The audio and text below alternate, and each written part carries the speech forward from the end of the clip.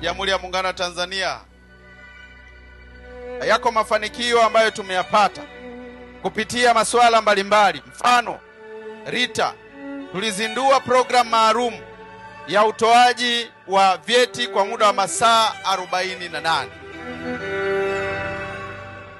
Wale watu ambao wanataka vyeti vya kuzaliwa kwa njia ya udanganyifu na wanadanganya wananchi kwamba wao ndo wanaoshughulika na masuala ya vyeti vya kuzaliwa, tumeshapeana maelekezo kupitia mkurugenzi mkuu wa RITA